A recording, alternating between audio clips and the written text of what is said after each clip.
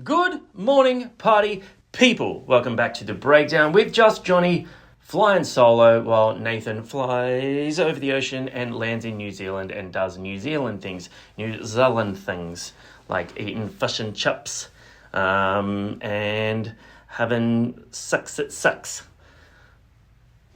Sorry. Anyway, you know what? Fuck that guy, man. And I mean that in the nicest possible way. Like, he recently got to sit down with the boys from Thornhill. I was unavailable and have a chat about their upcoming album, Bodies. So, you know what? I decided I'm just going to check out this brand new Thornhill track, Under the Knife, by myself. I'm not going to wait for Nath because he already listened to the album. He had to listen to it so he could talk to the boys about it. I held off because I'm like, you know what? I want to be surprised at the next video they drop. And that's what I'm going to do. I'm going to check it out right now. You guys are going to stop complaining that Nathan's not here. You're going to stop your bitching and moaning, and you're going to hit that subscribe button. You're going to watch this, and you're going to give us a like because you're a good person and it helps us out. You're going to share our videos around because it helps us out. You're going to check out the merchandise, which we have plenty of. You're going to follow us on the socials. See, these are not things I'm asking. These are things I'm telling you. And then... Actually, no, you don't have to do all that. What you have to do is you have to go and give Thornhill some love. We love the boys. They do great things.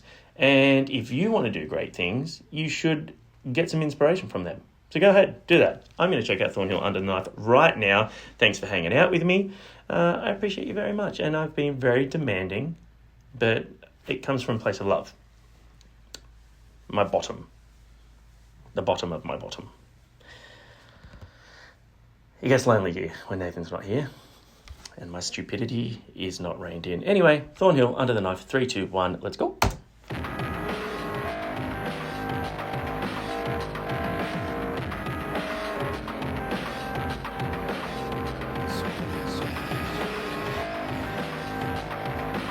I like this whole vibe of the clip.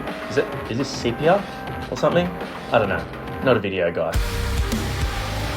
Ooh! Man, that production is crisp as hell.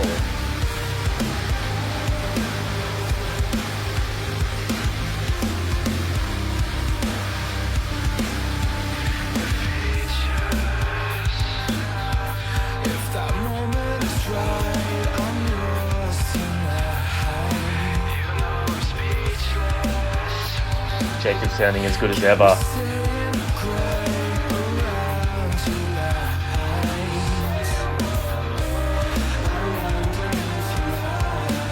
Very nice. It's cool going between the lo-fi and the unprocessed vocal, and then hearing him slipping the falsetto. He's nice.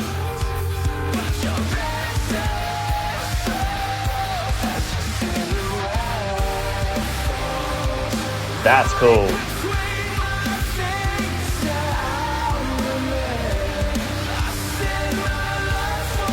That little, aggressive leading, very cool.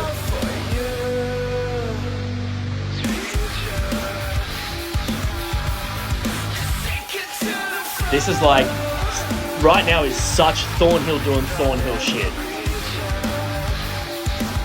The groove is just, fuck off.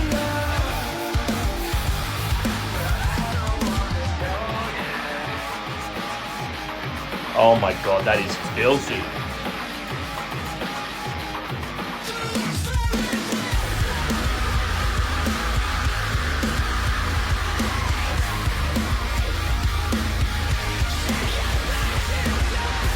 Oh.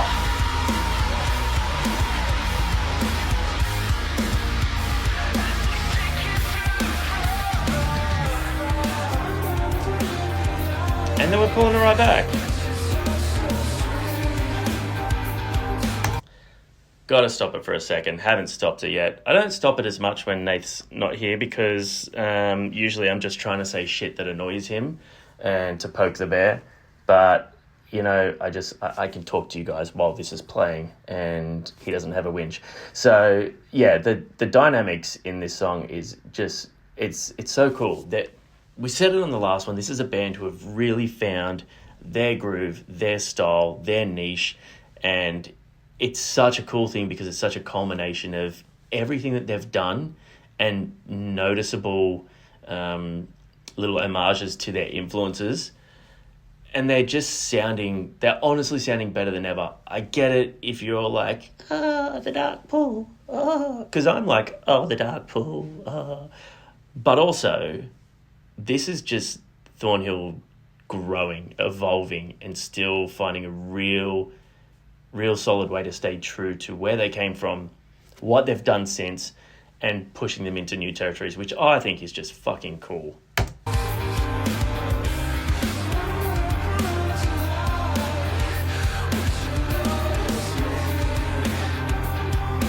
The bass tone is absolutely beautiful. Oh, nice little toms in there.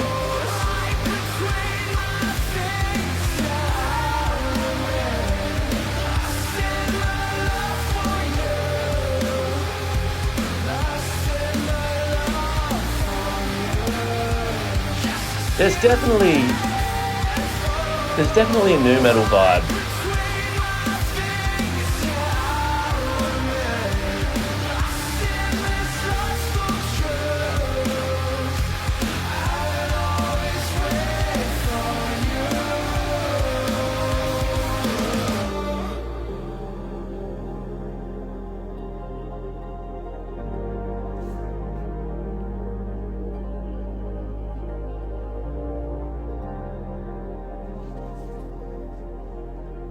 A nice little outro.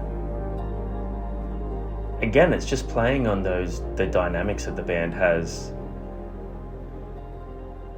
And it's cool because it's kind of an abrupt finish after the chorus, like thinking that you might get a repetition or something. But yeah, they just keep you guessing. They keep you having fun. And I like that about this band. The other thing I want to point out that's really cool about what they're doing now is I feel like it's far more indicative of the band that you get live. There's much more of those...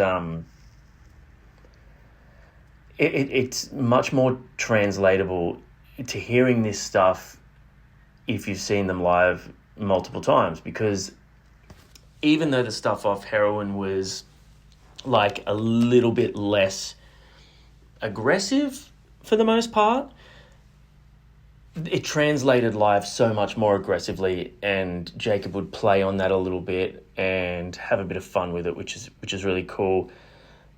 And even with the Dark Pool stuff, like the older stuff, they always found a way to play with that and make it a little bit more melodic at times while still retaining its original heaviness and crushingness. Don't know if that's a word. It is now. Not going to bother looking it up. You can tell me in the comments. But yeah, this is a perfect amalgamation of everything they've done. I may have said that word for word on the last Thornhill track, but now that this one's dropped, I'm not going to wait. I'm going to go and listen to the album. I'm going to text the boys and tell them all of my thoughts. It's going to be very, very long. They're going to really dislike me for it. Probably won't even read it because it's going to be like, this is all the things I like. And then I'll just like, these are the things I don't like, which is going to be very, very small because they're just great. They're doing sick things. And it's always cool for us to see Aussie bands that are pushing the boundaries and really progressing on what heavy music is, finding other influences, other like nuances, not only in songwriting, but dynamics and musicality, genre bending, production as well. Shout out to whoever did the production on this, because it really does sound cool, and it really does go into those other vibes and those other sort of emotions without sounding juxtaposed at all, which I think is a really, really cool thing to do when you are a band that wants to play with so many different soundscapes and so many different influences. Look, it goes without saying, Jacob has an amazing, clean voice. He is a really, really talented vocalist. The whole band is super talented.